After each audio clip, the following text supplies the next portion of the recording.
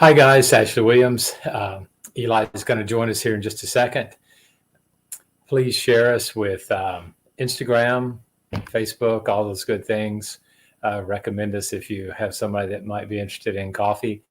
Um, we're going to talk a little bit, just 3 or 4 minutes, about CoffeeCon and what all happened there, and about next year's CoffeeCon, and possibly a CoffeeCon in LA also earlier next year. Anyway, thanks for joining us. This is Legacy Farms Coffee Podcast, and we're going to talk about all things coffee. John is on, waiting to come up on screen. He has got a coffee farm in Danlí, Honduras, which is sort of the southern eastern part of Honduras. I believe that's right, close to the Nicaraguan border. Anyway, I've got a couple people watching. If you guys have any questions, just go ahead and hop on with the questions, or if you want to come on screen, you can come on screen. Hi, Eli. Hey, everybody. Brought hot cocoa to a coffee talk. Uh-oh. I might have to kick him off. Or just be simpler if he started drinking coffee. No, I don't think it would be. No, it wouldn't? Okay.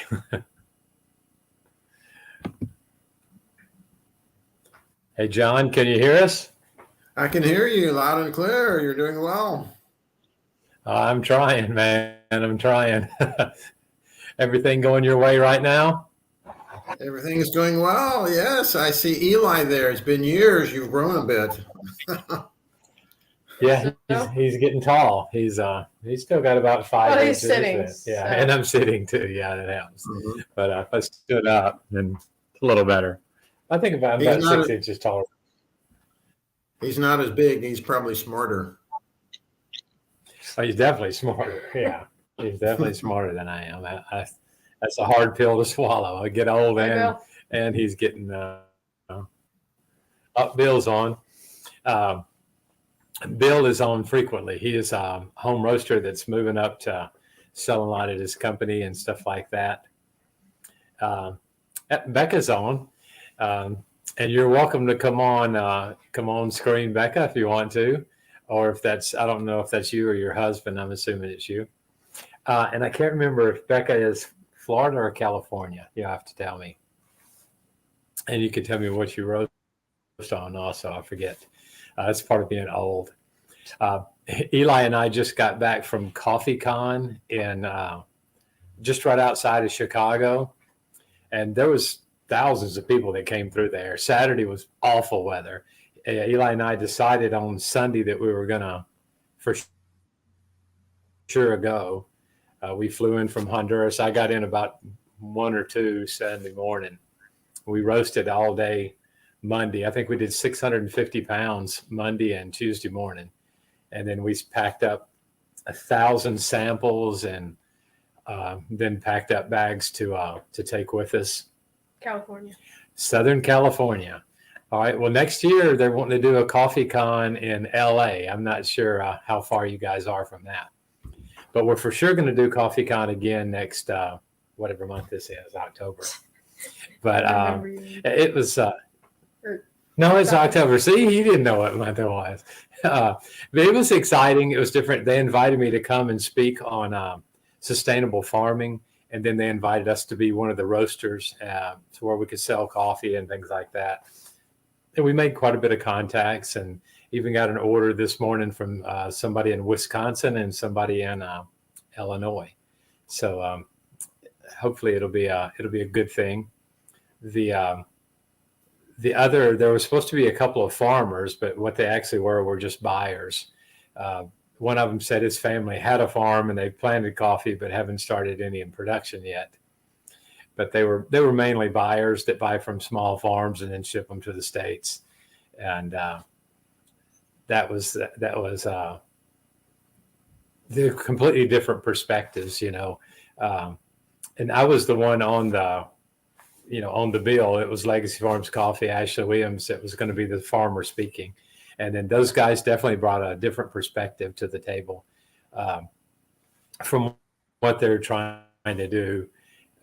A lot of people put that name direct trade on coffee. And it's almost impossible to do just direct trade. You know, poor farmers don't export coffee. it takes a lot of money for the equipment and just being able to move coffee around. And you have to pay a chunk of money up front.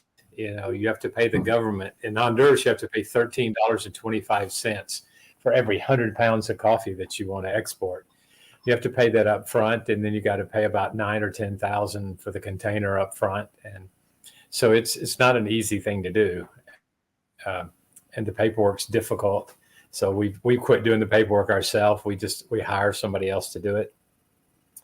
Becca says she's about an hour from LA. So if we do CoffeeCon, then we'll get the table and she can sell her coffee, because it was nonstop pour overs. It was all I could do. Eli and I ran to, and it was cold, man, cold and wet. So that first night we went to Target and I bought another French press, another electric kettle. And it's all I could do just to keep up. We got there Sunday morning at 7, and I started doing second as we could. We started doing hot boiling water. And I got my vacuum pot almost full.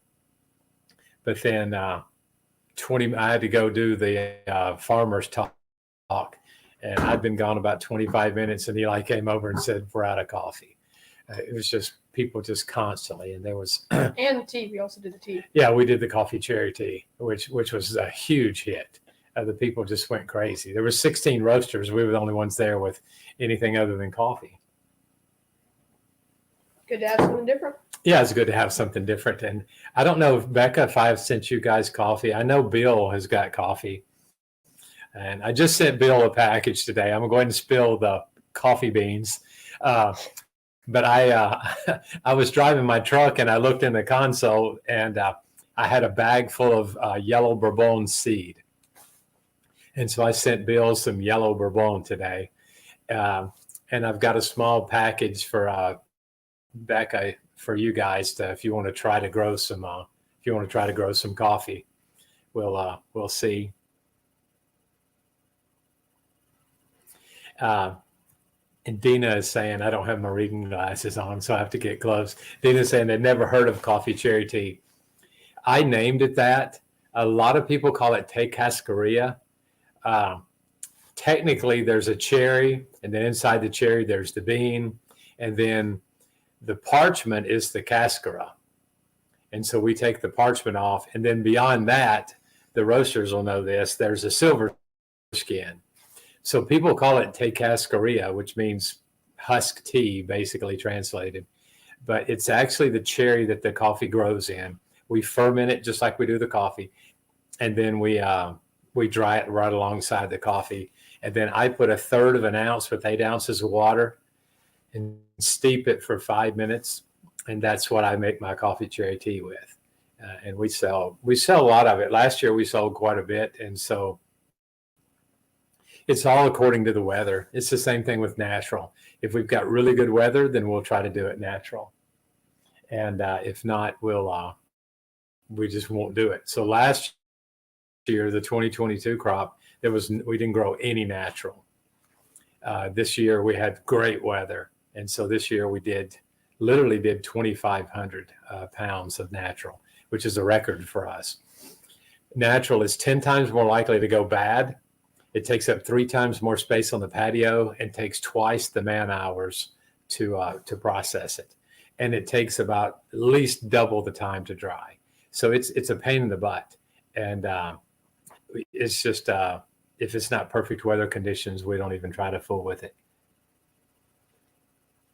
Yeah, Russ is saying, hopefully the weather is better next year at CoffeeCon. And I'll know which booth not to get next year. Eli and I already talked about, we want to rent the square that's got where the people were selling espresso, or we're giving away espresso. That's the perfect booth for me, is right next to an espresso machine. So I could handle the cold if I've got unlimited espresso shots and maybe a heart pill. So in case I have a heart attack because I'm old. He reminds me that I'm old a lot, so. You won't. I don't forget it, though. Well, John, how's the coffee? You guys have a crop this year?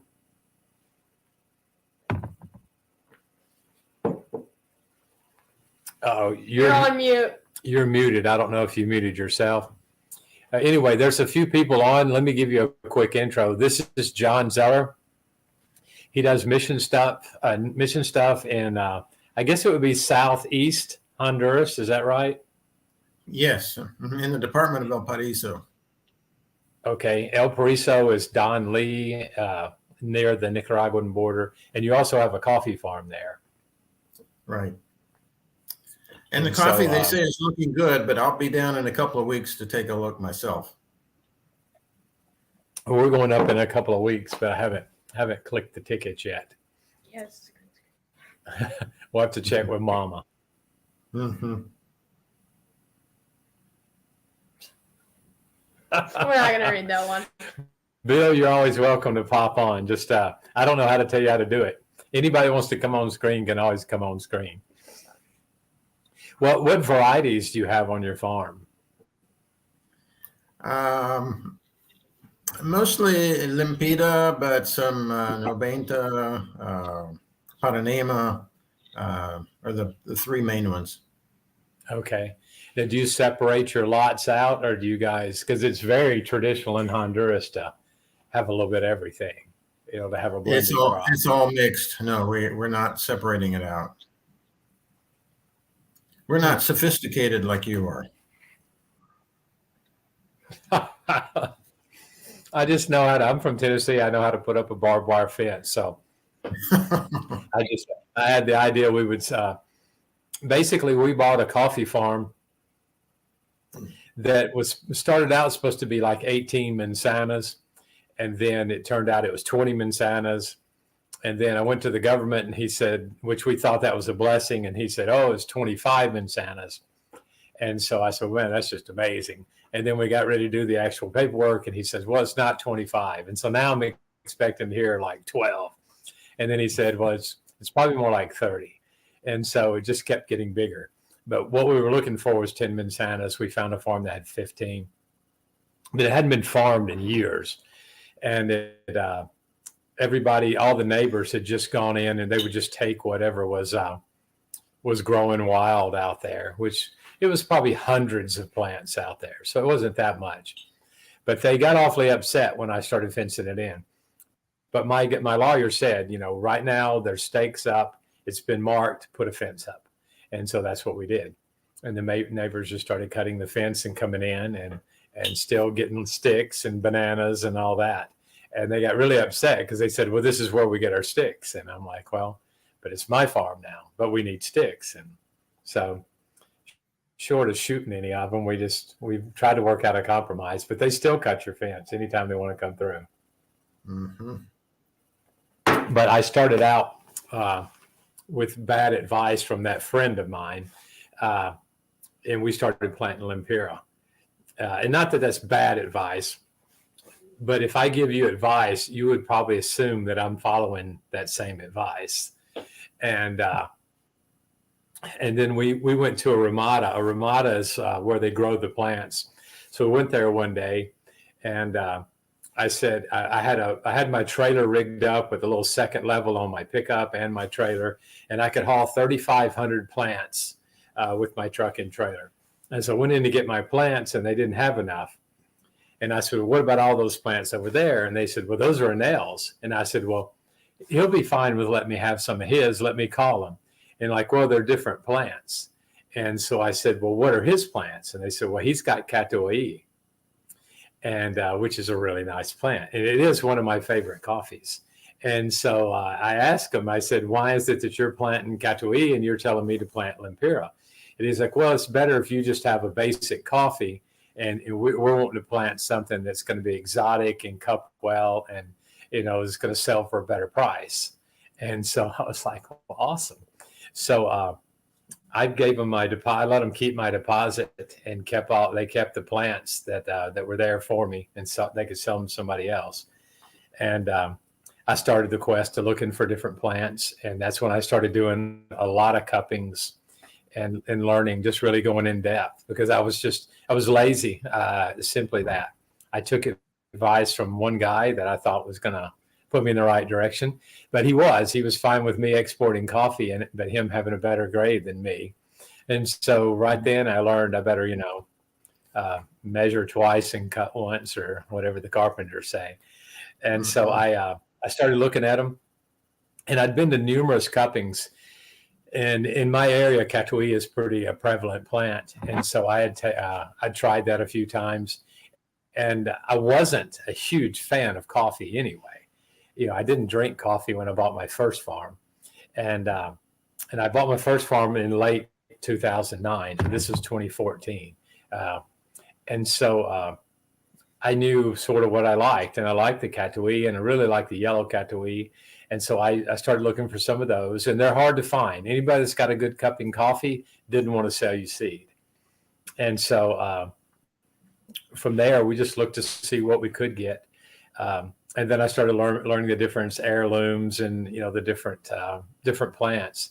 So this last year, I guess the year before last, I cut down all of my yellow Katui. I always save, even when I give up on a plant, I'll save about 100. So I've got about 100 Katui just for me to drink, but it never cupped like I wanted it to.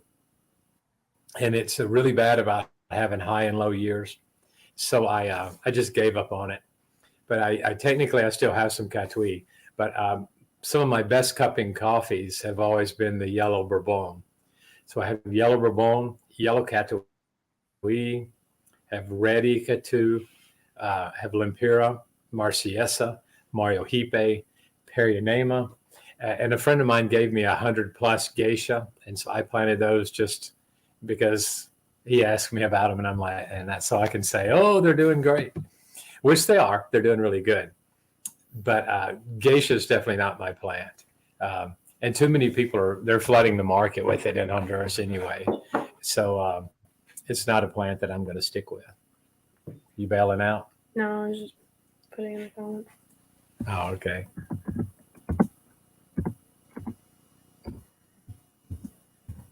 Okay, I guess I sent Becca some geisha. Yeah, it's good. It's I'm sort of old school with the coffee. I like a little bit more of a coffee flavor in there. And no, the geisha is very unique. I went to a cupping school in San Pedro Sula that Willem Boot put on. And he's big in the coffee world, and he's very famous for geisha. He's got geishas that are selling for $120 a pound, upwards of $200 a pound. His naturals sell for like $200 a pound. And we cupped that. One of my favorite coffees was Yemen Mocha. It was just a tiny, tiny little coffee bean. It was really good. His geisha is so pure, and it was what I cupped was a 96. It was very tea-like, and so it was not my favorite, but I can appreciate the qualities of it, and it is a really nice coffee. It was balanced and all that, all those good things. But Marciesa and Perianema are my two favorite coffees. And I've got some yellow Bourbon this year, but I think the highest it cup was like 86. I've had an 89.25 on the Bourbon, and this year the production was up and the cup was down a little bit. The year that I had the least coffee, I was 89.25. Marciesa, I'm drinking a lot M4M right now, is a Marciesa red honey process. It's one of my favorite coffees, but it's all, Coke and Pepsi. I say it's some people like Coke, some people like Pepsi. I like Coke, but I drink Pepsi when I'm in Honduras because there's more places that have Pepsi. But it's all of what you're into and what you enjoy. But do you guys, have y'all done cupping scores and all that on your coffee, or you heading out? Okay. Eli is heading out. He's got the house to himself. Mama and big brother are gone, so he's going to hang out in the house by himself tonight. We'll see you, buddy. Thanks for coming on. Sure. Eli was a blessing. I got off topic of the of CoffeeCon. There's a guy. I'll step off screen just for a second. There's a guy named Kevin Sinnett, and he wrote this book. When I first started trying to play with coffee, I didn't know a V60 from anything. And I bought a couple of books, and that was one that I bought. And it was one of the simplest books. It was very interesting, but it gave me sort of that courage to go ahead and buy the V60 and buy the French press and start experimenting with them. And so that's sort of where I started doing the different brew methods. And then once we started producing coffee and I learned, sample roasting and those things to where I could play with the coffee a little bit. And like you can see in the background, that table that I just uncovered, that's our last cupping table. The main cupping table, we do the cups and the spoons and you just slurp it. And that's where we make our cupping notes and things. The two tables behind me, they have the V60s. There's a couple of V60s, there's a couple of everything. But the AeroPress, French press, we've got a bunch of different methods. And so once we've cupped the coffee, then we run all the coffees through that table and try to see which one shines better at what. My two favorite coffees in the AeroPress are the Red Honey Marseillaise and the washed Perinema. And so those seem to really do better. But all of it's opinion, and it's subjective to the person, giving the opinion. But I enjoy with my AeroPress, I enjoy those two more than anything. I haven't read James Hoffman's book, but when I started Googling influencers, James Hoffman popped up as like the number 2 coffee influencer in the United States. And I've sent him a message seeing if he would review my coffee, but I never heard back from him. But yeah, once I started playing with the coffees, I got my confidence from that book and then YouTube and just playing with different coffees to figure out, how they work the best. Now, John, do you roast any? No, we're not roasting any. Yeah, we've done just a little bit of cupping, but not much. Well, get a popcorn popper. Mm-hmm.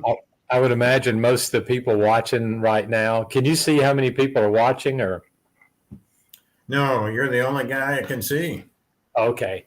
Well, I've got a different screen than you do. It tells how many people are liking, loving, watching, and all that stuff. But yeah, there's a few people watching you. I know Bill has done popcorn popper.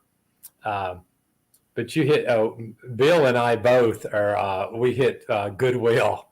And so the other night I had to go to Target and I paid like $24 for French press. And I bought a bunch of them from Goodwill for like $3.99. And I take them to Honduras and give them away. But I've got a couple up here, and so you go to Goodwill and you can find some good stuff. But I bet I probably have 25 customers that buy my green coffee that buy that have either the Whirly Pop or the Air Popper. Unless you're sort of into electronics, I wouldn't get the regular standard Air Popper. You need to break that open and take out the thermocoupler. That's a safety device in it. The best one to get is the Whirly Pop, and it has a little wire in the bottom. Mm-hmm. You can roast pretty good coffee on that. And a lot of my customers do. I've got a couple of customers that do the they call it cowboy coffee, and they just roast with this iron skillet, and it's just different kind. I've got a guy, he comes through with his RV.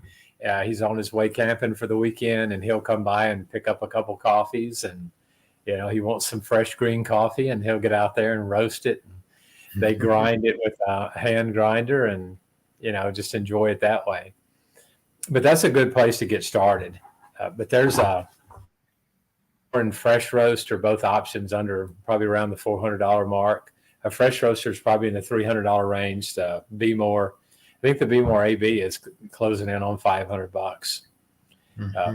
To get started. I bought the Fresh Roast 700 is one I started on. That's what I moved into from the popcorn popper. And I stayed on the popcorn popper very little time. I knew I wanted something a little bit higher.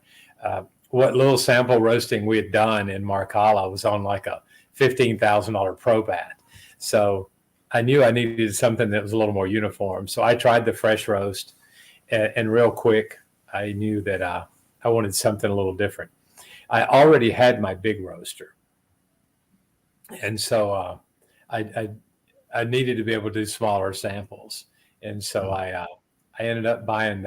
I've had a Be More also, and Bill that's on here. Bill had a Be More, and when I retired mine, I sent it to Bill. Somebody gave it to me, so I gave it to Bill.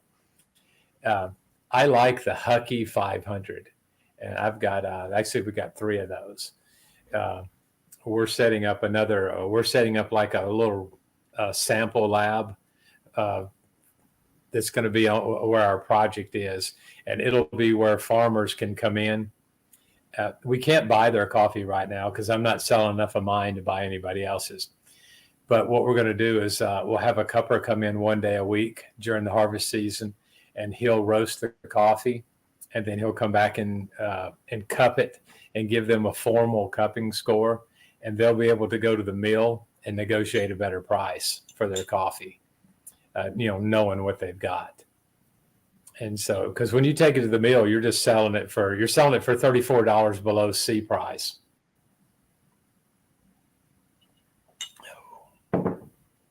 That's good stuff. Mm-hmm. And that's what most mills in Honduras are paying. $34 is their price for processing it. But then they turn around and have it cupped. And if it cups 85, then they turn around and they'll make 50 to 60 cents a pound on that coffee extra. Mm-hmm. And you do the work, Mm-hmm. But we try to get good cupping score coffees. The Bourbon is a hard coffee. It's prone to a lot of funguses like chicken eye or rooster eyes, I guess, and leaf rust, which we call Arroyo. We battle those, but there's a lot of organic options to battle those. The bugs we set up, we got about 400 traps on the farm that we catch bugs in. That's sort of expensive, but that's the easiest way to do it, versus spraying. Spraying's obviously the easiest way. And those are some things that we were talking about at CoffeeCon also, trying to explain. I should have brought a Broca trap with me to show them, but we catch them using soapy water, and El Compadre is the name of the liquor that we use. But the liquor provides a sweet smell that attracts the bugs, and then they hit that wall of the bottle and they fall in the soapy water and die of a painful drowning. And so, but we catch, literally millions of insects a year, by that method. Mm-hmm. And so we don't spray insecticides on the farm. And so, except for the Sumpopos, those giant ants, we find a nest of those, we'll dig the nest up, and we'll, at first we put a bunch of oatmeal in and try to kill them that way. But if oatmeal doesn't kill them, we use an insecticide for them. But only if it's during like flowering season. I don't want they'll eat our flowers off the orange trees and off the coffee plants. And if you take all the coffee flowers off of it, the coffee plant won't produce as well. That's why we don't have a coffee flower tea, just very limited amounts. But it's only a certain time of the year. There's only 2 days out of that, twice a year, that you can pick the coffee flower and not hurt the plant. But that sells for it was probably $20 an ounce is what you'll sell the coffee flower tea for. Hmm. So we don't fool with it much. We mainly do the coffee cherry tea and then just plain old coffee.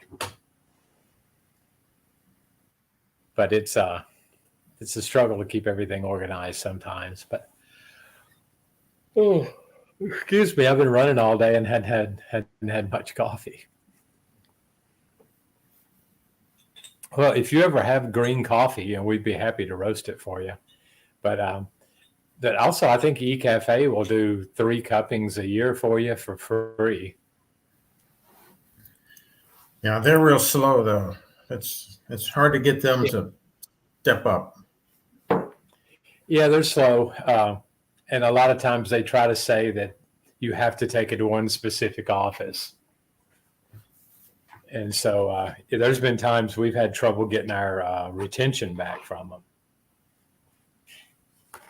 them.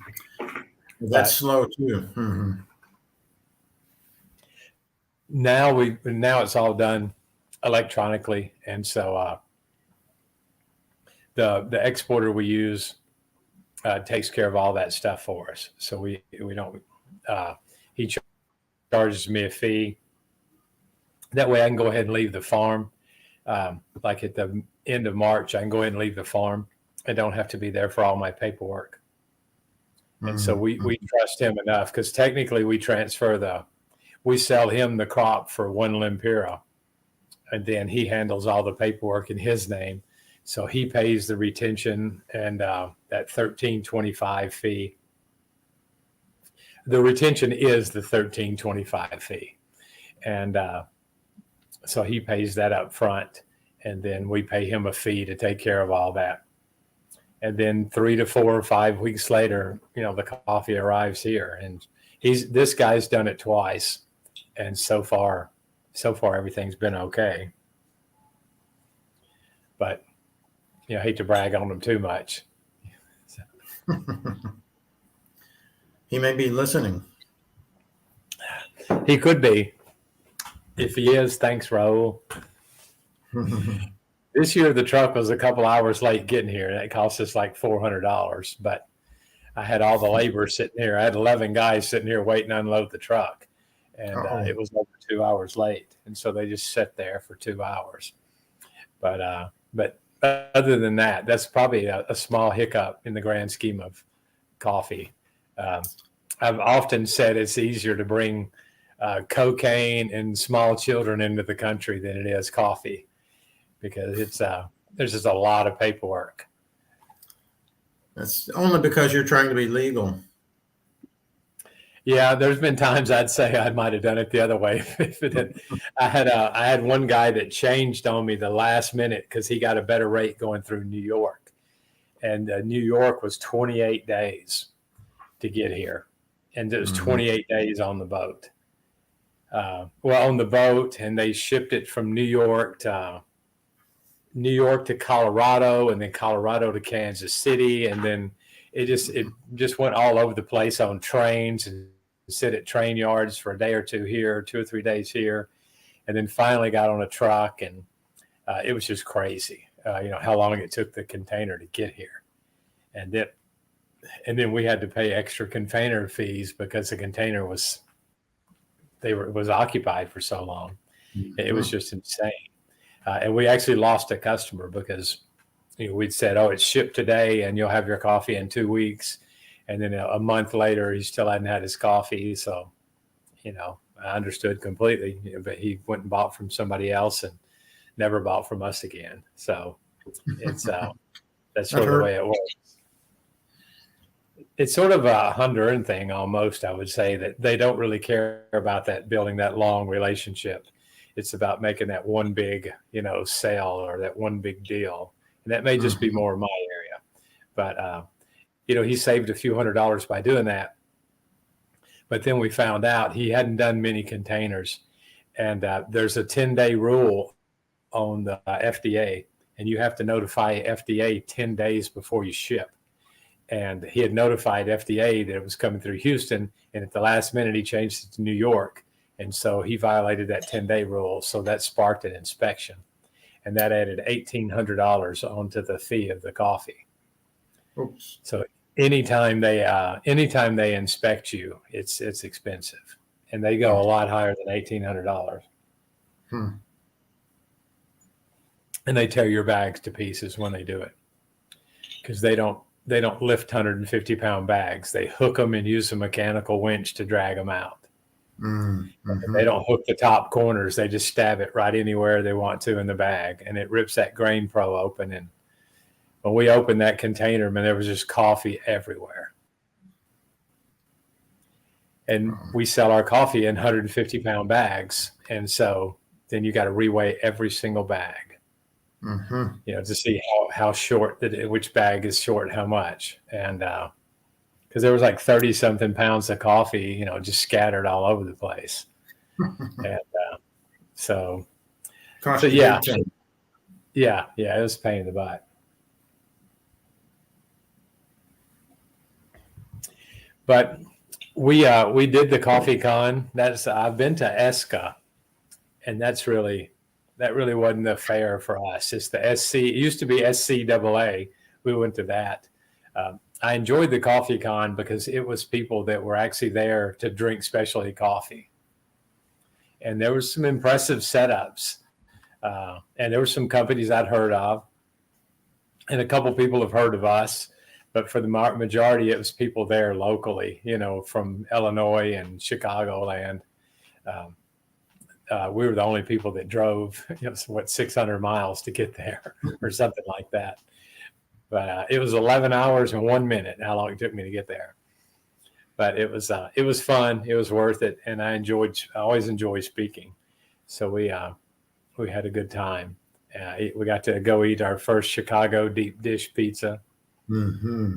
And I'm trying this week, I'll put together some more pictures we took, but we were going to do live podcasts and some things like that. And there was just no time. It was just constant people at your booth, and just as fast as you can make the coffee. There was one guy who had 4 kettles and 6 Chemex, and you could tell he was a coffee festival pro. He was just cranking them out. And one guy would grind them, go ahead and pour it in the filter, and just stack in the filters. And as soon as they poured one Chemex is empty, they just dropped another filter in it and hit the water. And so they measured out how much water they put in the kettle. And so they didn't have to have the Chemex, didn't even have to be on a scale.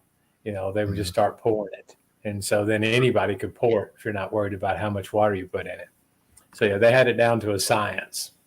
But I only got to taste one other person's coffee while we were there. It was just people constantly, even though the weather was awful Saturday. It was quite a bit of people there. So And what's the payoff? What's the payoff for going to Coffee Con? Meeting our hopeful market where I would like to sell my coffee is the person drinking it. We don't go looking. We've got some coffee shops. We've got a couple of retailers that we sell to. But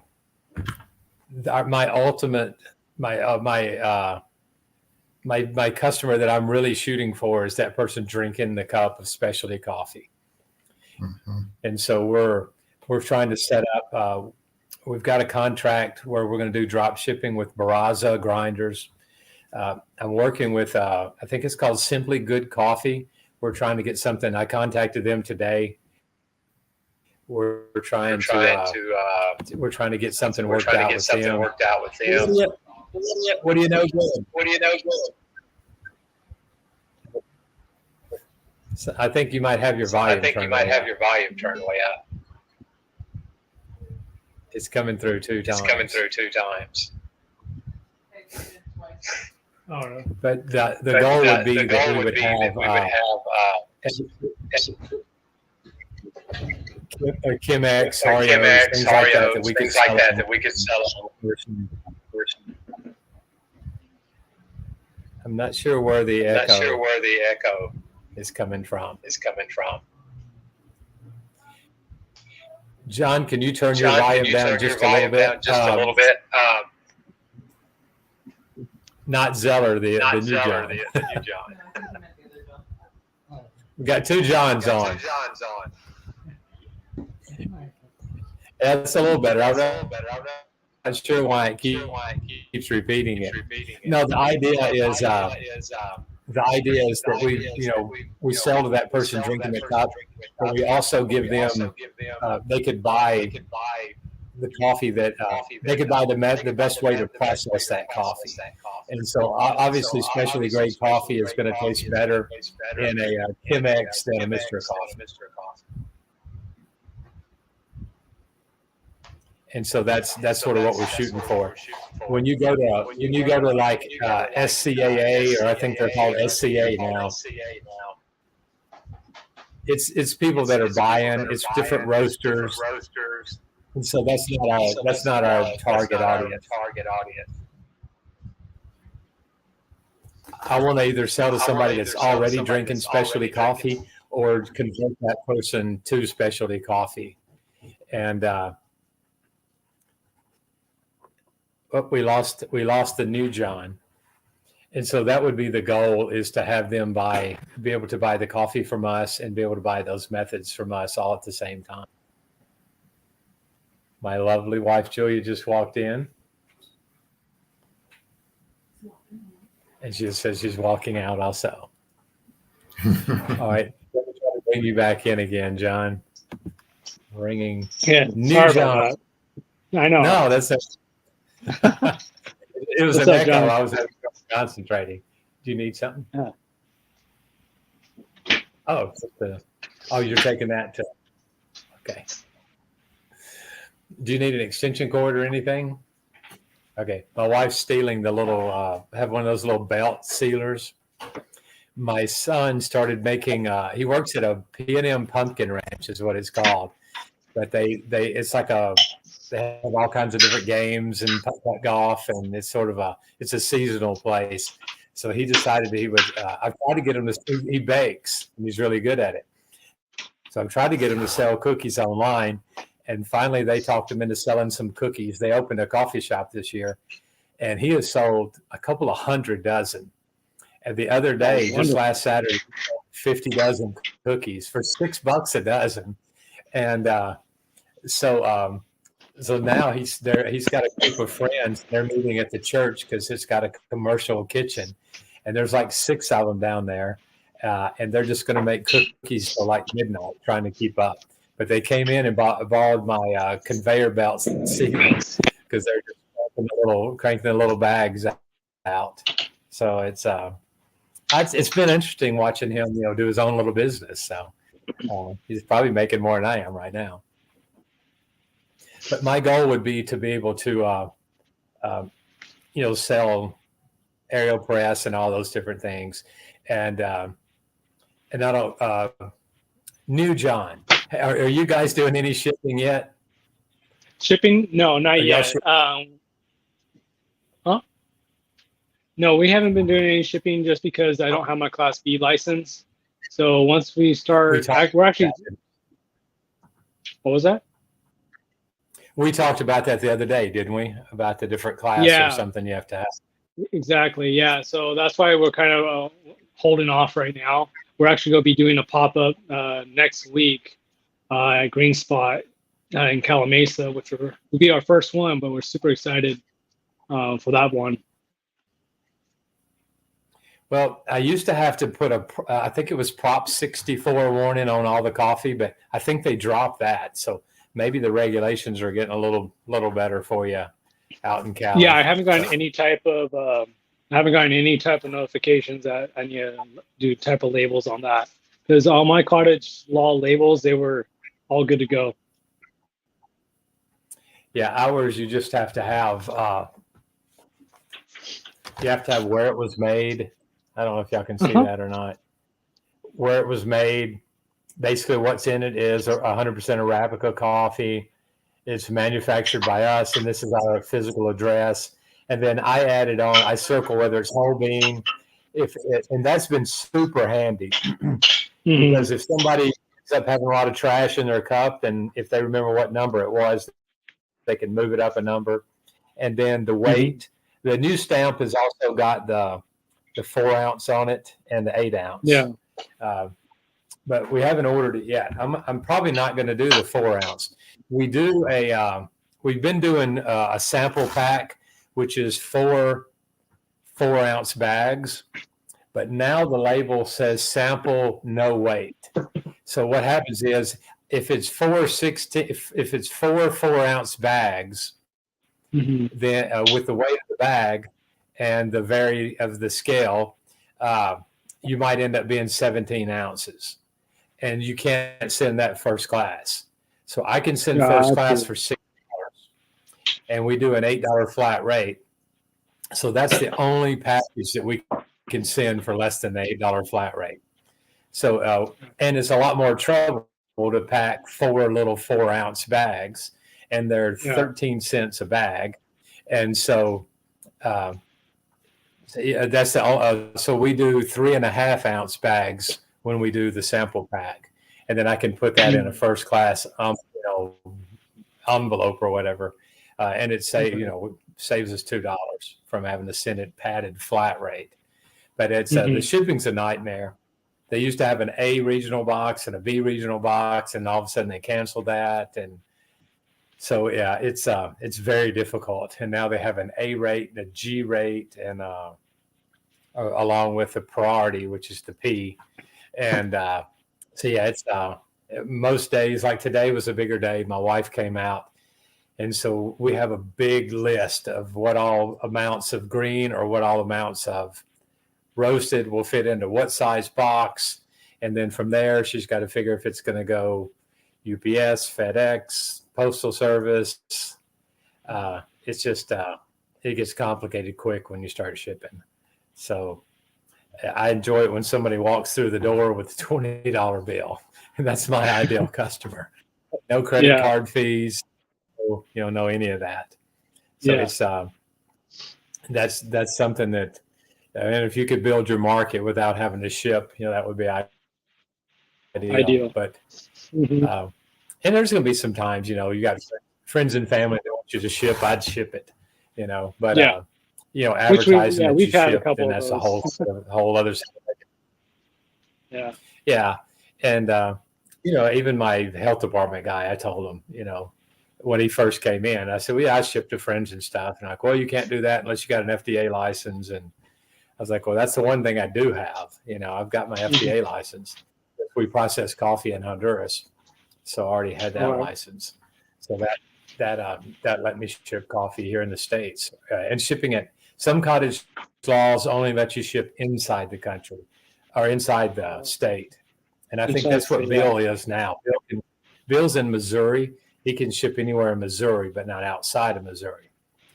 And so, it's a different license, I guess, for that. But you live and learn, and you try to figure it out. But sometimes it's hard to figure out exactly what rule you're doing. But, of course.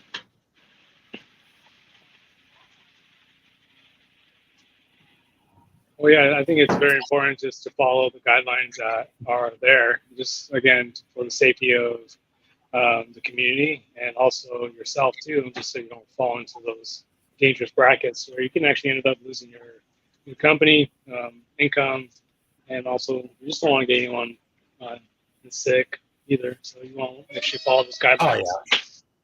So I don't worry too much about getting anybody sick, but I do worry about if I sell somebody a bag of coffee and they're all happy about it.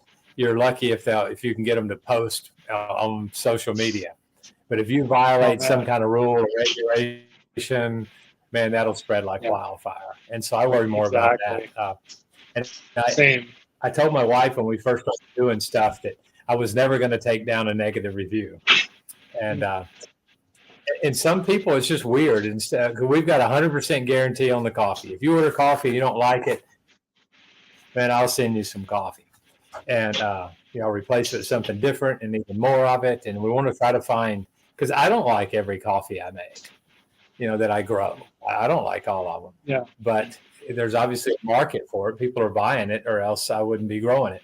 And so one of my least favorite coffees is the Lempira Full Natural, a hard fermented Lempira Full Natural. I enjoy it in an espresso, but every once in a while. But it is our most popular coffee. And if I put it online, it'll sell out just fast. Yeah. And so we have to sort of put it on once a month. We'll put it on. We had an amazing one. It was lot M2N. It was a Marciesa full natural light fermented. And it had mango and something else with the notes on it. And then it just sold. We oversold. I had to finally work out a deal with one guy because I was on the podcast And I told Barry Bizarre and Patrick Ray, I said, I got a little bit, I'll save it for you. And while I was on the podcast, somebody was watching the podcast, and they went ahead, had already put their order in or something. And so I didn't realize that it had already sold out. And I think I had 12 pounds left, and the last order for it was 35 pounds. And it was the first year we had done it with that particular variety, so I didn't do much. But like with Perry and Ama, I've never had a batch that I liked that was natural and that never cupped well in a natural. So we did it 3 years in a row. We did test slots, and they never came out more than like an 83. So I just quit doing it because my Perry and Amas are pretty consistent at an 86, 86.5 in the wash and the honey. Then why bother? Why keep trying to fool with a natural? Now next year, because that M2N lot was, I think, an 88, so it was an awesome lot. So next year we'll do a bigger batch of that, so we'll have some. But I never got to try it. It all sold out before. When we were doing the cuppings, we mainly cupped the big lots, and so it was a bag or less, and so we never even cupped it. So I never got to drink it. And one of my customers said he'd send me a sample of it the other day. And so I may have to buy my own coffee just so I can try it. But it's there's a couple that are pretty predictable. My red honey Lempira has always been a big seller, and it's a coffee I drink fairly often. Yep. And the wash Lempira are just really predictable coffees. They always have good cupping notes. They have very similar cupping notes year after year, but they're always good in the cup, and they're very predictable. And the Perry Name and the Marcy seem like they're going to be sort of that same coffee. They're going to be real predictable. Where the Yellow Bourbon is through the roof 1 year in production, and the next year it's hardly any production, but it's a really good cupping score. And so this year I had 5 bags and nothing cupped more than like an 85 or an 86. The other year I had a bag and a half and it was an 89. And so, I guess there's trade-offs on everything. But if I don't have more than a bag of coffee, I tend not to put it online because some people will. We did that 1 year. I had 1 bag of coffee. And I saved a bag for me and I put a bag online. And one person bought 300 pounds, and we were new to Shopify or whoever was running our store back then, and you've got to program your website, and I put on there that there was 300 pounds, there was 150 pounds, and somebody went in and kept clicking the 6-pound order button, and so it let them hit that button 50 times. And so the store registered as selling 50 pounds of coffee when in essence it was 300 pounds. So I let the customer have every bit of it, but then nobody else got any coffee, And so, it's just sort of the way it goes, I guess. I'm tickled somebody bought it and somebody liked it that much, but again, I didn't get any of my own coffee. So I've tried to learn. This year, I think I only had like 7 pounds of the geisha, and I may have given all that out in samples and stuff. But the Mario Hipe I did save for myself. I haven't put any of that online. If this year we won 4th place in the Marcala Coffee Fest with my Mario Hipe. So Wow. We haven't decided if we want to try to do the Cup of Excellence with it or not, but probably not. But it's been fun to watch all the different coffees and what they do 1 year and the next. But it's also great to have a dependable coffee. So far, the Marciesa, the worst score was 84, and this year I think I had one of them that was 87.25.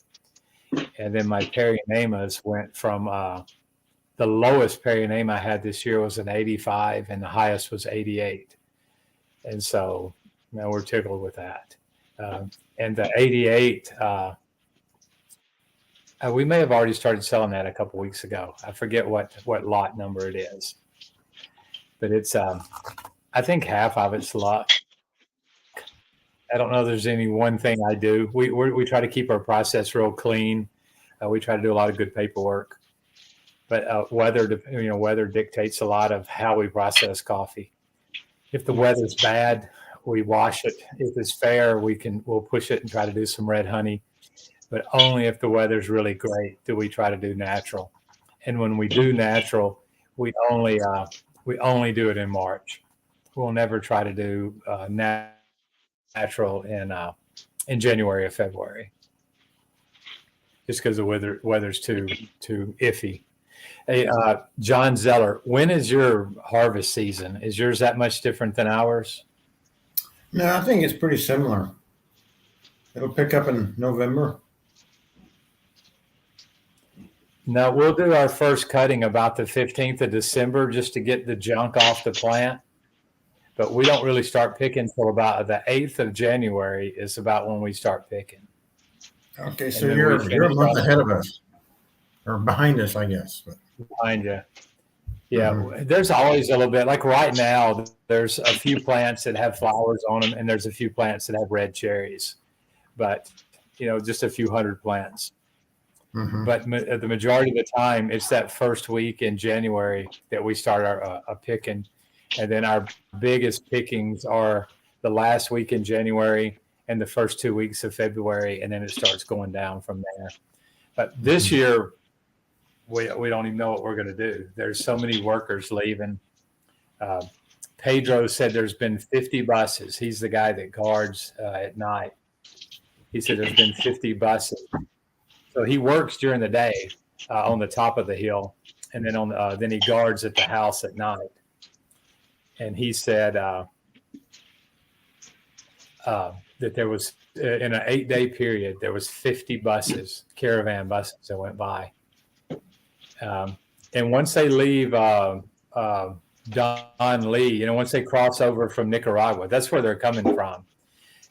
The government tells them where they can stop and take a break. And if they get off the bus and stay in Honduras, supposedly it's a year in jail if they catch them illegally in Honduras. But they stopped in Planes, and I think it was Pedro or Santos one told me that he said and he wasn't trying to be racist. He said that they all must be very poor, because he said they had towels for hats and only had sheets for clothes. Yeah. So said the whole bus full of them were dressed exactly the same, and he had never seen anything like it before. And so I don't know if they were from India or do what? Venezuela. Yeah, a lot of them are Venezuela. But I was wondering, who pays for the buses that are coming through? That's the question of the day. Yeah, Okay. because there have been some buses with Colombians, Venezuelans, Panama, those guys. But my guys can talk to those guys, even they speak Portuguese. That's close enough to Spanish. I had a girl come down, and I think she was from Brazil and just spoke Portuguese, and she and I could have a conversation. But he said, these guys, he was saying it was gibberish. He said they were just talking gibberish. But he said they were all wearing bed sheets, and there was a whole bus full of them. So I'm not sure where they were coming from. But they're all heading to the U.S. And we're on the back route. Normally you'd go through Guatemala. Normally you wouldn't go into El Salvador. And my road just leads to El Salvador. You wouldn't take my turn if you were going to Guatemala. You'd keep going straight into Santa Barbara. At Santa Barbara, you'd turn and go towards Guatemala. There at the through Copan and go into the Guatemalan frontier there. Mm-hmm. So I'm not sure where they're going, if they're going to El Salvador. But we're just we're trying to dig a footing for a children's church classroom, and we couldn't find any workers. So I'm hoping I can figure out some way to get me some Nicaraguans to come across and do some picking. So when I go in November, we're going to fix up. It's our organic bodega, and we're going to fix that up. We're running electricity down to it. It's in the center of the farm, so we're going to start digging 2 bathrooms and 2 showers. We're going to run Wi-Fi, internet, and electricity down there. And I'm going to try to find 25 guys that'll come over from Nicaragua, young guys that just want to pick coffee all day, 6 days a week, and just come down and stay for, like 2.5 months and pick coffee. And we feed them and house them and see how that works, because we're so short on workers right now. I don't know how we're going to get the crop out. So I don't know. They come across your border there. And we have the same plan, and we've already built our bunkhouse. We're ready for them. And my guy and a neighbor have a scouting trip planned in early November across we're only about 5 kilometers from the border. And we're looking for about 30, 35 to come up and stay for 2 or 3 months. Well, I'm hoping there's a lot of them that want to do that. Because I'm going to talk with my friend Herbert and see if we can't go in and maybe get 50, 75 guys. 75 would be ideal. He's got 90 manzanas. And so what I'm hoping is we could offset our cutting where they're cutting, with all the guys 1 week. And then I can't have 90 guys I could handle that many picking. That would max out my wet mill. 90 guys picking 3 quintal a day. That'd be more than we'd ever processed. But we could just run 9 or 10 hours and get it. But the problem is where to put the coffee. Once we pick it, our patios aren't that big. But I rent another place anyway where we take it and dry it. So I think we could handle it. If we have to, we'll do what we have to do. But yeah. Well, I'm planning on going up sometime around the 15th. I've got a clinic, a dental clinic and a medical clinic coming on the 20th. So I'm gonna jump up to Don Lee and cross over and see if I can't go. Just go up there for a few days and see if I can't find somebody. But yeah, if you run across any contacts, definitely send them my way, because we're getting pretty worried about that more so than anything. So why don't you just get your shotgun and stand out in the middle of the highway and detour a couple of those buses into your farm? If I thought they wouldn't get in trouble, but the Honduran government is pretty strict about them getting off that bus. I wouldn't mind stopping 1 or 2. Just kidding. Give them some spending money. Right. It's a rest stop. What can we say? Yeah, I'll start selling Kool-Aid or something out there, or Maricuana. But yeah, I'd love to have them. I'd love to have them out there. But they can cross over legally from Nicaragua and come and stay. And so that'd be the easiest way to do it if I could get some of those guys to come over. And a friend of mine was hiding out for about 1.5 years until the new president came. He was hiding out over in Nicaragua. So he's going to help me. I'm going to probably send him over there and let him try to track down a few people for me and just see if they'll cross the border. I'll go pick them up in my truck. And I've got an NQR. And so I'll go up and pick them up there and drive them back to Cerro Bueno and get them settled into their new home and see how that works out. But yeah, it's troubling. It's people you don't know and different culture and all that good stuff. But if you know how to pick coffee, you know how to pick coffee anywhere, I think. But we definitely pick different than most of the farms, and so it's there's definitely a little learning curve when you first start. But hopefully it'll go. There's trouble every year, and we figure it out. So I think we'll figure it out. You just can't let it go too long on the vine, or it'll hurt your quality. We'll see. It works out the way it's supposed to work out. It'll work out. Oh yeah. Well, no, I guess you guys have figured your names are John.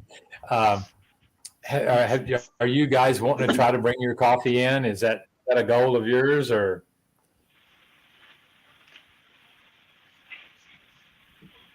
John Sorry. Zeller? Are you thinking to bring it? Are you thinking to bring it in at some point, or I guess that all depends on your cupping.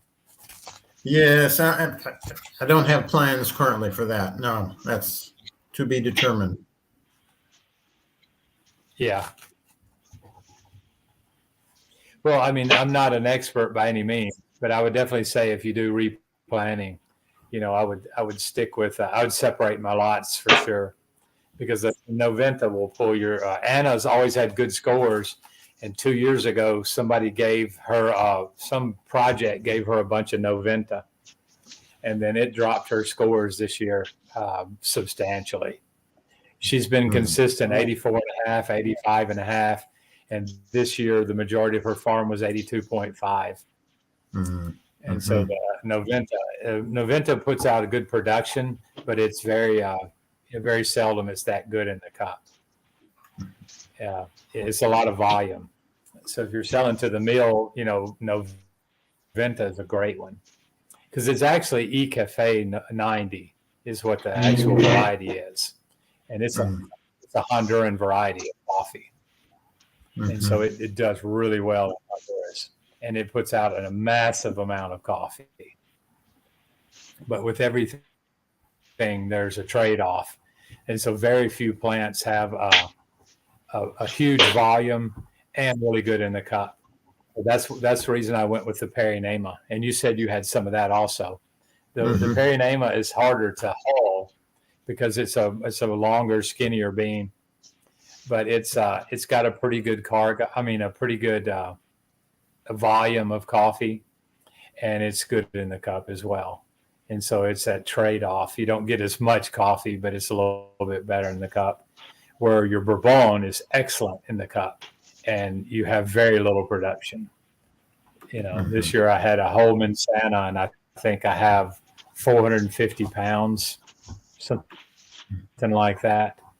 There's not very much coffee, but it's if it's good in the cup, then that's. And I think it sells for. I think we sell it online for $18 a pound, the Bourbon. And then when it's 89, it'll go up, a little higher than that. And we've got a pretty good, it sells. I only roast it like once a month. I'll roast, maybe every 3 weeks. I'll roast the Bourbon. So it's not a huge seller, but it's still worth having, And I enjoy it. It's good in the cup. I mean, one year we had lemonade was one of the cupping notes on it, and that's a really unique flavor. And one year we had cocoa and strawberry, I think. And so it's a very unique plant, and that's one of the most fascinating things about coffee. The different cupping notes that you get off of the same varieties. Like here are 3 Perinema red honeys. And I'll go from lowest cupping score to highest cupping score. Caramel and citrus is the lowest cupping score. And the next highest cupping score, sugarcane, honey, and grapefruit. And then the next one is honey, dulce de leche, and pink grapefruit. And I only have one lot of Perinema, so it's all from the same lot, and that's lot 2, 3, and 4. So it's the second, third, and fourth picking of the Perinema, and that's what the numbers stand for on your lots. So like P4M means Perinema, the fourth picking, and the M stands for Milado, which is honey in Spanish. And so it's the same lot of coffee picked 3 different times with 3 completely different Same process, same coffee from the same lot. It was just picked 3 different times of the year. In 3 different notes. Okay. Well, thanks for clarifying that, because my wife and I were always wondering about that. We were confused. Well, we have 2, as far as the stickers go, we have 2 different sets of stickers because you're buying green coffee. And so when the new crop came in, we quit selling the old crop green. Okay. So we started selling the new crop green. But I still have Perianema. I've got P2L and P3M that I'm still selling roasted. And so there's stickers on this wall that are roasted coffee that's from last year's crop that we sell to people buying a pound or 2 versus the new crop that has a whole different set of stickers with reflecting this year's cupping notes on this year's crop. So what happened, I guess, was when I was gone, somebody just went and pulled stickers off the wall from they just saw Perianema and they just pulled a Perianema sticker off the wall and stuck it on there. So tomorrow I've got a little more time. If you'll send me what stickers you have, and let's make sure that you've got the right stickers so I don't mess up anymore. But I think, and then they may have, and they could have possibly pulled a different lot out of the container. I'm not sure, but I don't think they did that. I think they just walked over there, and because our niece teacher, she works in here, and she helps us out with coffee, and so she may have pulled it off the wrong wall. And so it's okay. We'll just have to see, because I want to make sure you get the right notes. You were totally fine, by the way. Hi, Ashley. It's Becca. How are we doing? I'm good. How are you? No, but I mean, I'm doing pretty good. I'm just trying to keep life organized. I'm tired of driving and tired of the rain. So I'm sure, yeah. I think in a 4 between Friday and Monday, I drove 24 hours and I did coffee constantly for 20 hours.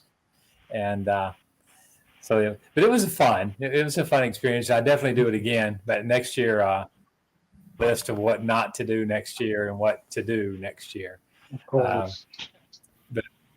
But for sure, it's at least 4 or 5 people that need to go. Eli and I were overwhelmed. We didn't even take pictures of our own booth.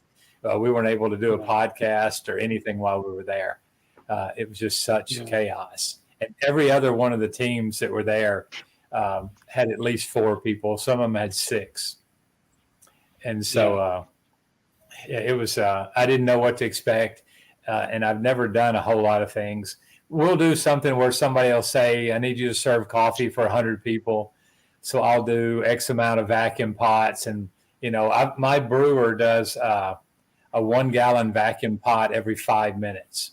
And so I can do, a half a dozen vacuum pots, and they'll be warm tomorrow, And so I'll get up at 5 o'clock in the morning. I'll knock out all the vacuum pots, and I can change up my coffees and have a dark, a decaf, and all that, and show up with all my creamers and stuff. And we've done like little events like that. But man, when you look up and we're trying to just stay dry, and the wind's blowing and it's raining, and there's a line of people standing outside the pavilion in the rain, waiting to come in for samples and coffee. And then they're just back-to-back people. And I'm like, we bought 400 cups, and then you're borrowing cups before the first day is over, and then you go get 600 cups. And then at 1 o'clock, we ran out of cups, and it's just crazy. And these are like little cups, we're not giving out, 8 ounces, No samples. And people are coming out, and then my Perianema was the most popular coffee. And they come up with their own cups, and say, can I have a little bit more before I go? And you can't say no, Yeah, and I'm like, to get a cup, but take a sample bag with you, And then on Sunday, a lot of people came back, and Sunday we weren't selling coffee because we're not open on Sundays, and we don't sell coffee on Sunday. So that that put a damper on a little bit. So anybody that offered to buy coffee, we just gave them a couple extra samples. We had 3-ounce samples, but we just basically put up coffee mugs and stuff like that. All we did was just give out samples on Sunday. Wow. It's just something that we decided to do a long time ago, and we just haven't done business on Sunday. And it is frustrating when people from your own church will like come after church, and want you to sell them coffee, and like, we just left church, and you're over here wanting me to open my shop up to sell you a pound of coffee, and we won't do it. And I'm sure people haven't liked it. Well, generally we'll just give them a bag of coffee. We keep some 8-ounce bags, and we'll just make up 8 ounces and give it to them. We just made the call not to do anything on Sunday. But when we originally signed up to do it, I thought it was Friday and Saturday, and so we'd been looking at hotel rooms to drive up on Thursday, and we were going to do Friday, Saturday, and then come back on Sunday. And then I didn't research it well enough, and I realized that it was Saturday and Sunday. But originally, they invited us to speak at the event. We weren't really planning on doing coffee, and they talked us into doing coffee. They even paid for our room if we would do coffee. And so they booked us in a hotel and put us up. We were there for 3 nights, and they were even going to pay for Bill's room. Hey, Barry, I see you're on. They were going to pay for Bill's room for 3 nights because they knew I needed somebody to come with me, and Julia couldn't leave here, and so it was just me and Eli. So they said, if you can find somebody to come, we'll pay for their room. So they were super nice. Wow. I mean, they were super nice. And he's going to write the full. I'm writing a book. It may not be a very good one, and the English grammar and all is probably going to be poor. But I'm writing a book, and I'm hoping to that Kevin Sinnott that wrote the. I forget what the name of the book is. He's written a couple. Oh, it's called The Art and Craft of Coffee. He's going to write my foreword for the book. And then everybody that's ever visited the farm, in the back of the book are going to be little stories. So Jose and his wife are both writing separate little short, just like a little short, couple paragraphs of their experience when they visited the farm. Ben and Brian from Saturday Morning Coffee, they're going to write little things to go in it. And so when you guys, y'all come out, when Barry gets off his butt and leaves Tennessee and comes out and visits the farm, we'll get y'all to write a story too. And y'all can tell about the awesome time when John jumped off the waterfall into the lake, and broke both his legs. Y'all can write about that, Thanks. I didn't break it. It was a compressed fracture on my ankle from the drop from climbing. He doesn't need another accident. Yeah, I don't need another accident, bro. I've broken my left ankle 3 times, so it's. Oh God! But we have about a 50-foot waterfall on the farm, and so it's. I had a guy that came out there, and I've stood on the rock, but it makes you sort of nervous. And I've jumped into there's a tiny little lake that the waterfall dumps into. And I've stood on the rock and sort of looked over, but there's no way I would jump off. And there's this kid that came out, they were going to stay 7 weeks. And he said, first thing I'm going to do is I'm jumping off that waterfall. And I'm like, you're an idiot. You're an idiot. And I said, well, you're not going to do it when I'm here. And he's like, well, you're going to have to leave. And I said, and your wife is going to have to drag your broken leg butt up that hill. I said, no, you'll die from shock before they ever get you to the hospital. Who knows how deep it is. I dove in because Eli was 5 and we were sitting on the base, down below. And Eli just turned around and says, I think I'm going to go swimming. And he just like, bam, jumped in. Before anybody could say anything, he just jumped in. And so I jump in after him, and I never could hit bottom. So I don't know how deep it is. And we've taken a stick and thrown it like a spear, and it just sort of goes down and pops back up like a cork. So it's probably pretty deep. But my luck, there's one giant rock right in the center that's about a foot below water level, and that's what I'm going to jump on if I dive in there. So and that's my kind of luck. But no, there's lots of walking trails on the farm, and that's when I'm there by myself. That's my church on Sunday mornings. I get my little. I've got what is the expensive one? The Yeti. My little Coleman keeps my coffee just as warm as my Yeti, and I get that, and I fill it up with coffee, and I get a Bimbo bread. Now, John Zeller, do you eat the Bimbo bread? Sure, doesn't everyone? I've never had They it. should, man. What's bimbo bread? Bimbo is the name of the company. Oh, I feel ashamed. I should No. know that. I'm sorry. No, My dad would eat those all Yeah. the time. not me. Sorry. Well, I tell you what, when I decided I was going to get in a little better shape and start eating a little better, I think the only Oh. thing I had to do was just give up the Bimbo bread, and that was 90% of my problem. Because I'll get up at 4:30 in the morning, I'll go over and I was just going to have like a cup of coffee and a little bit of bread, and then end up drinking the whole pot and the whole piece. And then the workers are gone by the second shift leaves at 3. So by 4 o'clock, I've had my shower. I'm on the back porch, and I got more Bimbo bread, and it's cinnamon raisin bread. It's Canela con Pasas, so it's I love it. And at the place, there was an artisan group that were artisan bread bakers, and Eli bought me a loaf of cinnamon raisin bread like that big. And I just felt like throwing up that night. About 11 o'clock, I just dug a hole in it where I was just eating. You're just going to eat like a bite, And I finished a full pot of coffee, and I gnawed my way about halfway through that thing of bread by 11. And I was like, I felt bad, but not bad enough to stop. And so, Yeah. but that's one of my vices when I'm in Honduras. I get on that back porch and just watch that mountain and and eat my bread. So it's I those are some of the things I enjoy doing.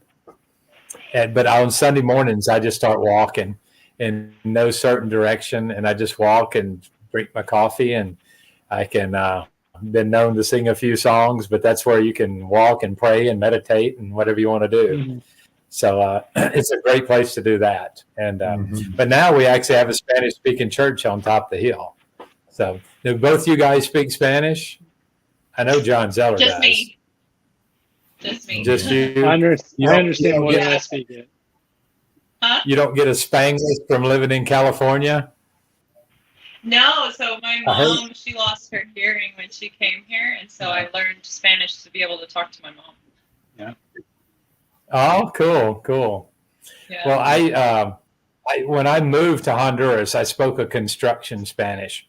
I went through the dictionary and I highlighted hammer, nail, ditch, shovel, the things you needed to build a house, And so I learned those first. And then I highlighted any word that was similar, like similar. So I highlighted those words. And that's what I learned, because it was like an emergency Spanish I needed to learn. And then from there, just nobody on the farm speaks English. 9 years into living there, still nobody speaks. Now, I've had a teacher that came in and did some classes, but I don't have anybody that's brave enough to speak to me, and try to use their English. Although I've told a joke or two, and I see somebody will laugh every once in a while, so I know they're picking up. I know they're picking up some of it. And when I'm in Honduras, like I noticed that Anna will speak a lot slower to me than she will other people, and I know that I tend to use simpler words and not speak very fast when I'm there. And even when I speak in Spanish, I try to speak slow because I know I'm not pronouncing it exactly the way they do. Oh, Andrew's on. He's never heard of Bimbo bread. Walmart actually has some kinds of Bimbo bread now, but they don't have my Bimbo bread. So I looked, and there are a couple places in the U.S. that make it, but that's one of the things I don't need to worry about finding out how to buy. I'll bring 2 or 3 loaves back from Honduras, and I'll snack on those for a week or two, and be done with it. So that's sort of my Honduras thing. I used to bring back 8 or 10, but it was the older you get, the less you can tolerate all that. And so you can't look this pretty and eat bimbo bread every day, you know. So that's my theory. Oh my gosh. That's funny. But no, it's an amazing place full of a lot of amazing people, and just like here, good people, bad people, crazy people.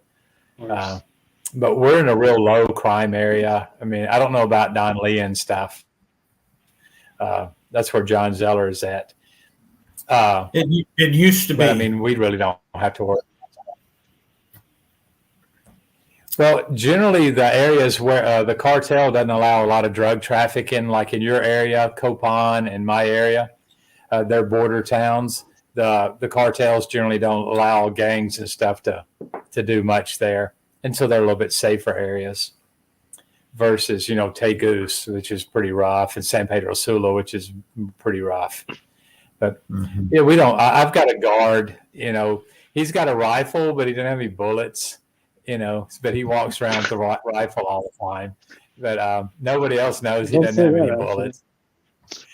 And he told me, he said, you know, if you don't have any bullets, I could go buy some. And I'm like, no, I think we're good, you know, because the safety doesn't work on it. If it was actually the Syrian release doesn't work on it. So if it gets any kind of a hard knock, it just goes off. And so it's probably better we don't have bullets. But Yeah. But he just sort of, you know, keeps everything organized, and he keeps a logbook if people come to the farm. And every once in a while, with the internet, you know, people find you and they decided, oh, I'm going to stop in. And I had a guy, he had a bed and breakfast rented in Marcala, and he was driving by and saw us. And he said, well, I've seen Legacy Farms in the United States. And he said it popped up that I was going past, you know, Facebook usually used to do somebody you know is in the area or whatever, and he was passing by and saw that we were friends on Facebook, and I popped up on his thing, and so he just stopped, you know, and pulled in, and so we're Facebook friends. I'm like, all right, well, come on over. And so we hung out for a couple hours. We drank coffee, and just That's so funny. But we were gonna let him stay at the apartment, but he already had a place rented in Marcala. He said he comes to Honduras every year and just sort of bounces around and visits a few places. He knows enough Spanish to get around, and he stays for like a week or two every year. So, but excuse me. Yeah, we get quite a few people come through, and we've got an apartment right there by the house, and we're building another apartment. The kids' classroom will actually be an apartment also. We just take the chairs out and we build beds and bring them in. But it'll have like a little mini shower bathroom, and it'll have like a little mini kitchen in it. So people come over, then we'll have a place to put them. And we can usually put, you know, a dozen guys in almost any area, you know, just sleeping bags and hammocks. The guys usually don't care. Richard saying he knows very little Spanish. I think a lot of people probably know 30 or 40 words of Spanish. They just don't realize it. And there used to be a Taco Bell commercial that said, Yo quiero Taco Bell. If you can say Yo quiero and point, you can get most anything you want, you know. And so I usually bring my gringos through the pulperia and just give them some money and tell them, you know, give it a try, you know. If you say Yo quiero and keep pointing, then, you know, they'll eventually get you what you want. And everybody knows sí and no, or yes and no. As long as you know banjo, then you're pretty good. You're pretty set. Yeah. But no, you can muddle along, I think. And it's, for me, it's fun, you know, taking people that don't speak Spanish into a restaurant or something. We always order the chicharrones when we get pupusas. I always order one pigskin one for everybody. And same thing with sopa de lengua. You know, you got to let them try that. We don't like it. Yeah, can't do that. And I feel like I had it once. Yeah, you can't do that. But I tried it once, you know, let them eat it, and afterwards you tell them what they had. Yeah, That's funny for me anyway. but no, I don't know what the Nicaraguan food would be, but like we're on the Salvador border, and so pupusas are what they eat. And man, we've got 3 different pupusa restaurants in Marcala, and we even have one down from our house. It's sort of sketchy, and so I've eaten there 4 times, got sick twice, and I usually try to keep my odds better than that. But in Marcala, because pupusa's got all the different enchiladas, it's got the fermented carrots, and it's got all those. You got to have the veggies, and you got to have whatever that cream is they're putting on it. So yeah, you're going to get sick every once in a while. There's milk, I'm pretty sure, in one of them. It's been sitting out on the table all day. So, but yeah, I really like pupusas. Pupusas and baleadas would be my 2 favorite foods. But we have a Mexican restaurant in Marcala, so it's eating is one of my favorite sports. So Mine too. I enjoy going out. And you can do it for like $6. Oh wow. I'm gonna order a meal. I'm gonna get the enough. Wait for my meal, and then I'm gonna get whatever dessert looks fresh. I'm gonna get a dessert, and then I'm gonna have a coffee afterwards, and you'd be lucky to spend $10 or $12. And so you can't do that here. We hit Dairy Queen yesterday, and it was $22 just for me and Eli. Yep. And it didn't enjoy it near as much.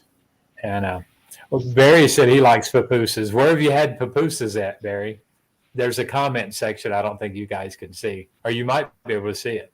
Yeah. Okay. I'm going to be on Facebook. Barry is a home roaster, and he's got some of the best labels out there for his coffee. I think it's my coffee is out. This coffee's out of this world, or tell us what it is. But he does custom labels for all of his different customers. I think he roast on a Bmore 1600. I knew he was in Nashville. I'm from Alamo, Tennessee, so Nashville's about 2.5 hour drive. That's American. Here in Nashville, I didn't think about that. Bizarre Coffee Creations. But he's got some cool labels that he prints up for all the different customers and different kinds of coffees. Lost somebody. Well, John, how worried are you about your workers? Is that going to be a pretty big deal this year? We're pretty confident because we got some Nicaraguans last year, and we've got some connections over the border.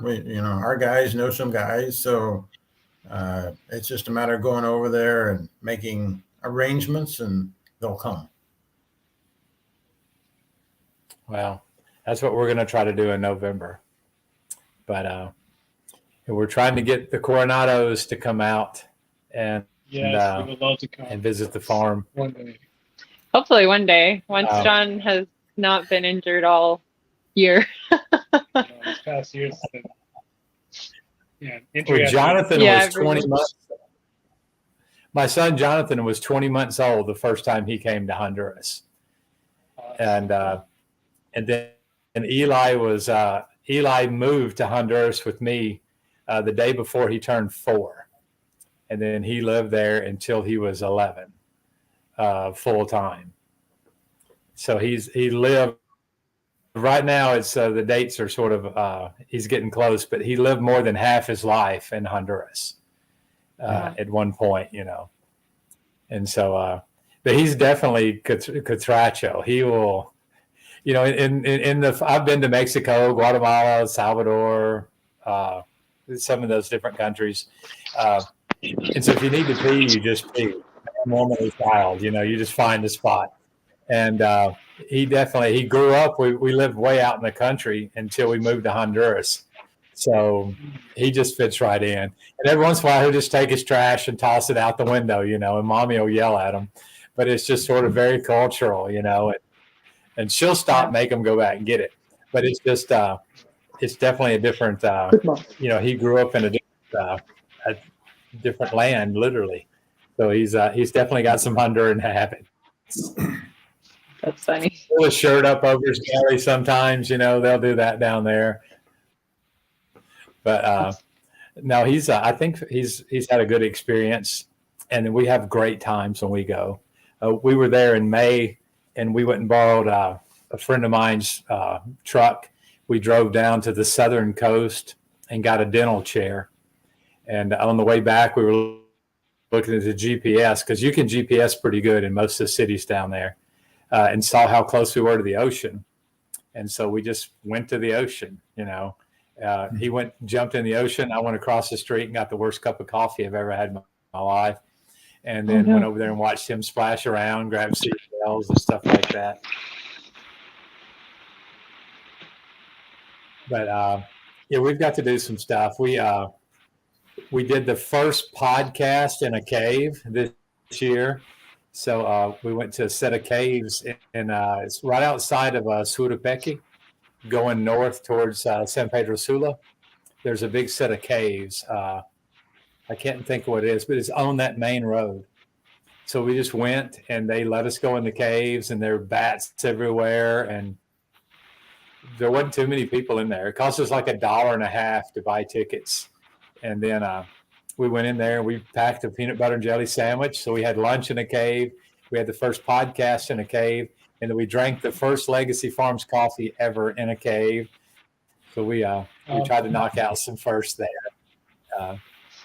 But we go on more adventures. Yeah, when Mommy's there, she's worried about the safety and stuff like that. And we just we got up, had breakfast, and said, "Hey, let's go driving."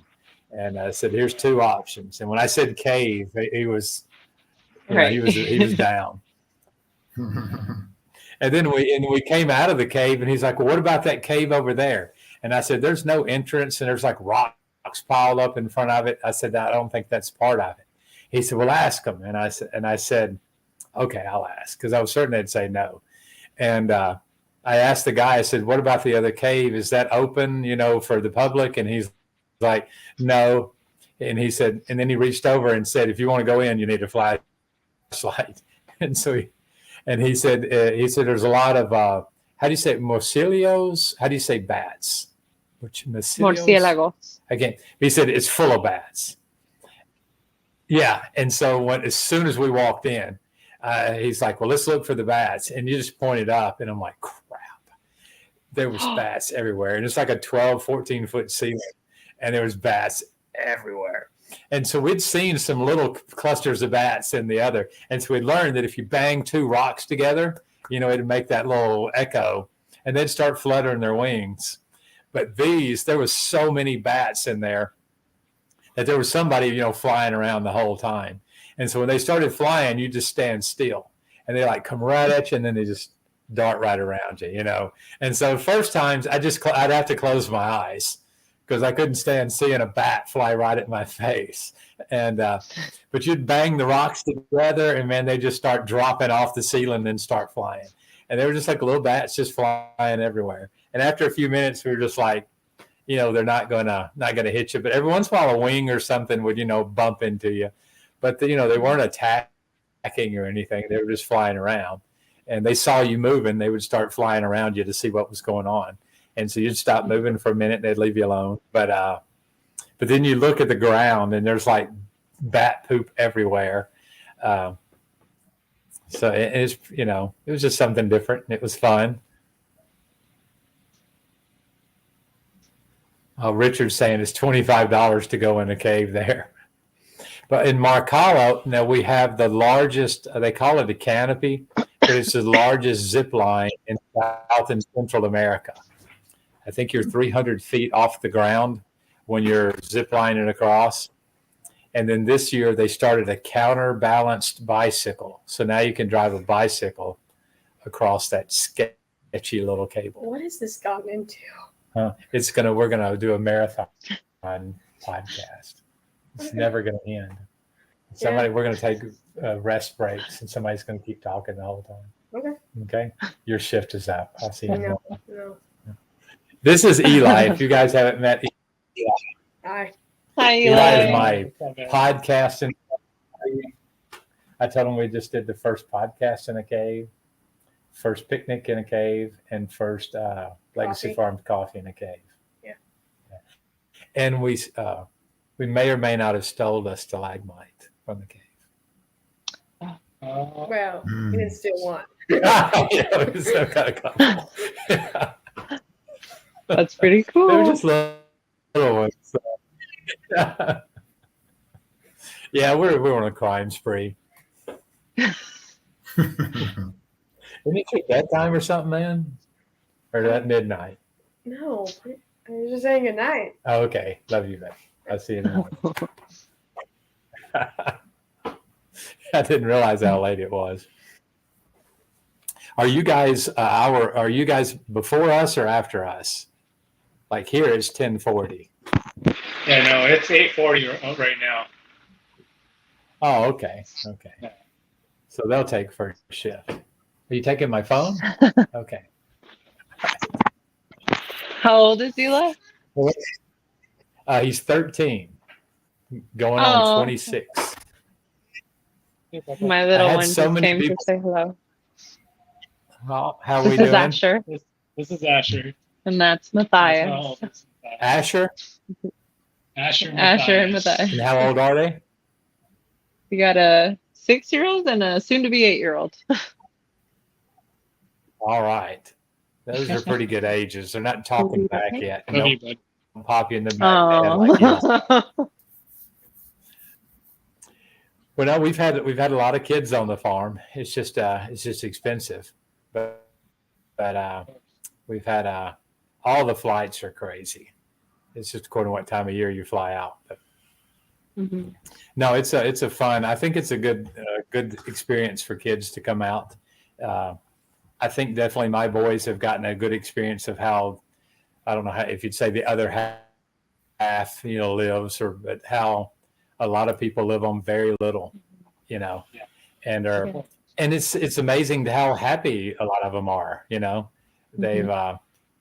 they haven't been spoiled like we have, and so Right. when they're picking coffee, they're out there laughing and cutting her up, and but our boys have definitely seen how kids can be happy with one toy instead of 20, and be happy Mhm. without video games.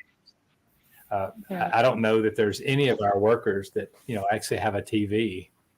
It's not super common where we're at to have a television. Some of the stores have them, but I mean we don't have one. We just got our first TV, and we hadn't had a TV in like 12 years. We just got our first one this year, and I'm not sure what happened. I came back from Honduras and there was a TV hanging on the wall. So Jimmy said, "Well, they had them on sale at Walmart."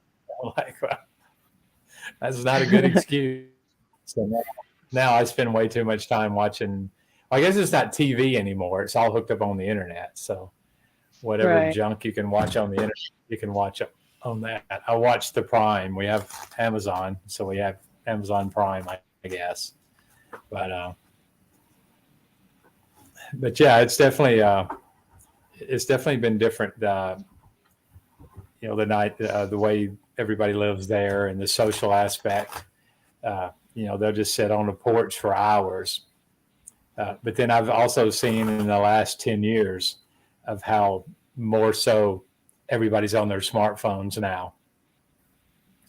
And so I purposely don't give out the Wi-Fi because I noticed when we did, a lot of the people during COVID, the government recommended you get smartphones so that your kids could keep doing their homework. But then after the school started opening, now you got all these people with smartphones. And so we used to give the Wi-Fi out. You just see them standing around when they have their breaks and their lunch times, and they're just sitting around on their smartphones, just watching YouTube videos of rap music. And I had somebody come to me one day and said, what does this word mean? And the word was mofo. He said, I Googled it and I can't find it. I said, where did you hear it? And it's like, it's in a song I'm learning. And I'm like, well, I don't know the translation for that. But they learn, they're learning English from rap music on YouTube. And then there was a kid guarding for his dad the other night, so dad could go home. So he sent his 16-year-old, and I walked up to the project, and he was just sitting in there, wasn't guarding at all. He was sitting there with his face buried in his smartphone, watching movies or videos or something. And so I went in the library, went up to the coffee shop, and he never knew I was even there. He was sitting there watching movies.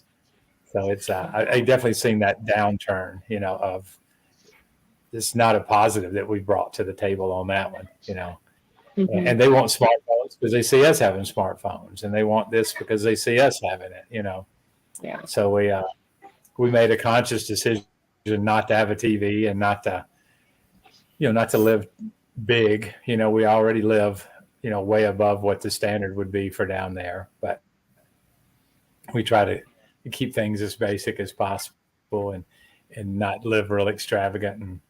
But yeah, it's been different, and there was definitely a learning curve. I went through more farm bosses the first 18 months than I have the last 9 years, because it was just I had my way of doing things, and I had to learn that they're basically going to make the same amount of money no matter where they work. Their future is basically the same no matter where they work, and they don't trust that I'm there to help them have a better future until they get to know me. And so if my job is more stressful, harder to do than every other job they've had, they'll just leave. And so that's what they do. They just quit. If there was ever any pressure or anything big going on, they just quit. They wouldn't come back to work the next day, and so we've had to adapt quite a bit. And well, guys, I'm going to have to wrap it up, because I'm going to go in and hopefully get in on some bedtime stories. Even though we're 13, we still read stories. Mama that's usually good. handles it, but Mama's at the church now helping my older son bake cookies. So I think they're not planning on coming back. Yeah, well, he didn't get off work till 8:30, and so he brought all the guys that work with him at the Pumpkin Ranch. So there's like 6 or 7 of them, and so they're going to bake cookies till midnight. So we'll see how. Sounds good. John, I want to holler at you here in a couple of days, because I want to try to figure out how I can get me some guys from Nicaragua this year, because we're a little bit more worried this year than last about workers.